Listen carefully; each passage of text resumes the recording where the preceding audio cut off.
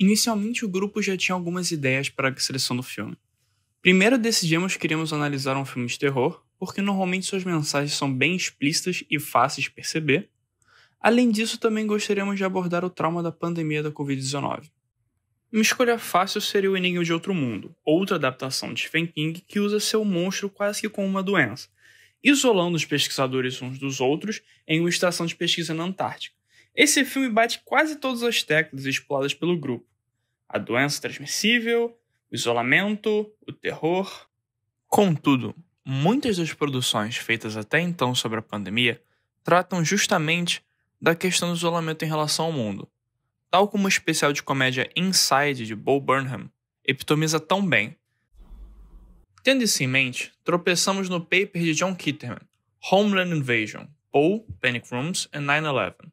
Nele, Kitterman relaciona a sensação descrita pela personagem do filme O Quarto do Pânico em relação ao titular Quarto do Pânico, com descrições de contos de Edgar Allan Poe, tais como A Queda da Casa de Usher, Enterro Prematuro, Ligeia e O Barril de Amontilado, e as ações tomadas por americanos após os atentados terroristas do 11 de setembro.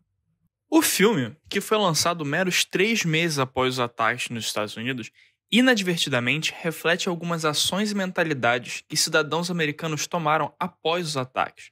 Resumidamente, ele argumenta que o quarto foi projetado para ser um porto seguro para as personagens. Este se transforma em um túmulo que prende os ocupantes em vez de protegê-las. É interessante, então, argumenta Kitterman, ver a subversão dos mecanismos de defesa sendo usados contra aqueles que eles mesmos deveriam proteger, ainda mais em um mundo pós-11 de setembro. Buscando essa mesma subversão após um acontecimento que reverberou o mundo inteiro, o grupo escolheu uma visão de isolamento com outro foco. Não é mais apenas sobre se proteger contra uma ameaça de fora. Não estamos mais nos protegendo do perigo que quer entrar. Estamos presos com ele. Buscando então essa mesma analogia de 3 pontas, elegemos por analisar o filme O Nevoeiro. O Nevoeiro é uma adaptação de um conto de Stephen King de mesmo nome. O conto está presente no livro Skeleton Crew, ou Tripulação de Esqueletos no Brasil. O filme foi dirigido por Frank Darabont como um projeto de paixão. Ele foi envisionado bem antes de produzir outras adaptações de Stephen King, como Um Sonho de Liberdade, em 1994, e A Espera de um Milagre, em 1999. De cara, não há nada remotamente diferente em relação à aparência do filme.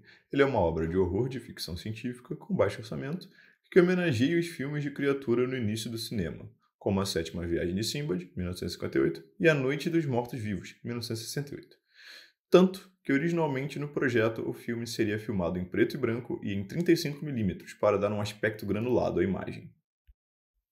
Nele, os personagens se encontram presos em um supermercado, por causa de um nevoeiro que aparece logo após uma tempestade atingir a cidade durante a noite. Depois que a tempestade causa danos em sua casa no Maine, David Drayden e seu jovem filho vão à cidade para conseguir suprimentos e alimentos. Logo depois, uma espessa neblina atinge a região, deixando várias pessoas presas no supracitado mercado, mas enquanto isso, criaturas mortais aterrorizam o lado de fora, mesmo dentro do mercado também não sendo tão seguro quanto parece. Similarmente também ao Enigma de Outro Mundo, 1982, King limita as descrições dos monstros a poucas frases para então trazer o foco da narrativa para a crise existencial que os personagens sofrem durante o decorrer da história. David, there's nothing out there. Nothing in the mist. A narrativa coloca um enorme foco sobre a divisão política que ocorre entre as pessoas no mercado. Divisão esta que é amplificada com o crescimento de ideologias cada vez mais fanáticas que refletem o estado mental e emocional das pessoas em uma situação que é completamente desconhecida a elas. You've already psyched out half a dozen of my people already. Your people? What kind of talk is that? They are people, that's all. O mercado, que primeiro é um símbolo de consumismo americano, se torna a representação de uma sociedade que começa a ruir. Durante o filme, as personagens desenvolvem um microcosmo no mercado que reflete de forma vaga a sociedade durante as etapas da pandemia de Covid-19. Primeiro, temos a sociedade da Terra plana, do vizinho Norton. Eles se recusam a acreditar que existem monstros no nevoeiro, disputando evidências claras do contrário. Now listen, everyone. We are experiencing some kind of disaster. I don't know whether it's man-made or natural, but I do know that it's definitely not supernatural or biblical. And no offense, Mrs. Carmody, but the only way we're going to help ourselves is to seek rescue. We're going out. Posteriormente, temos o fanatismo religioso da senhorita Carmody, que imediatamente declara a necessidade de um sacrifício antes mesmo do caldo engrossar. Okay. Being scared, I mean. And, well, if you need a friend, you know, someone to talk to. I have a friend. God up above. I talk to him every day. Don't you condescend to me. I'm sorry? Not ever. You don't mock me. That's not what I was doing. I tell you what, the day I need a friend like you, I'll just have myself a little squat and shit one out. Temos também o grupo do David, que toma uma abordagem normal e humana à situação que é focada em sobrevivência e proteção.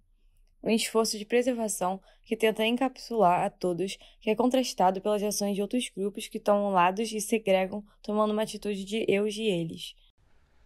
Want another reason to get the hell out of here? I'll give you the best one. Her. Mrs. Carmody. She's our very own Jim Jones. I'd like to leave before people start drinking the Kool-Aid. He's right. Like your people get, the better she's gonna look. No, I don't buy that. It's obvious she's nuts. Look, a few people maybe, but... No, I count 4. She's preaching to them right now. By noon, she'll have 4 more. By tomorrow night, when those things come back, she'll have a congregation, and then we can start worrying about who she's gonna sacrifice to make it all better. Hmm? You, Amanda? My little boy. He's right. You don't have much faith in humanity, do you? None whatsoever. I can't accept that. People are basically good, decent. My God, David, we're a civilized society. Sure, as long as the machines are working and you can dial 911, but you take those things away, you throw people in the dark, you scare the shit out of them. No more rules. You'll see how primitive they get. You scare people badly enough, you can get them to do anything. They'll turn to whoever promises a solution. Or whatever. Ollie, please, back me up here. I wish I could. As a species, we're fundamentally insane. Put more than 2 of us in a room, we pick sides and start dreaming up reasons to kill one another. Why do you think we invented politics and religion? É possível considerar também o argumento de que, em uma analogia de pandemia, até o governo de certa forma está presente na forma dos soldados, que apesar de estarem cientes desde o início da situação, se mantêm calados, e por omissão permitem que diversas vidas sejam perdidas. Eles retêm a informação por ganho próprio, mas invariavelmente sofrem as consequências da situação que ajudaram a criar quando as coisas saíram do controle. Quem imagina o rumo que a história teria tomado caso eles tivessem compartilhado as informações do projeto Ponta de Flecha? Talvez, apresentando tudo de uma forma mais racional, eles tivessem detido a ascensão do grupo responsável pela sua execução. É humoroso ver o esforço que ocorre para se encontrar a diferença de uma população tão homogênea quanto o interior do Maine, nos Estados Unidos.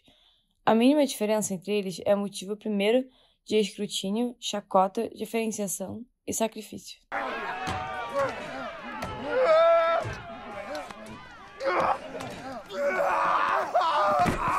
Com a progressão dos acontecimentos e a deterioração da situação, até mesmo os céticos e agressivos começam a ceder com os sermões da Sra. Carmody.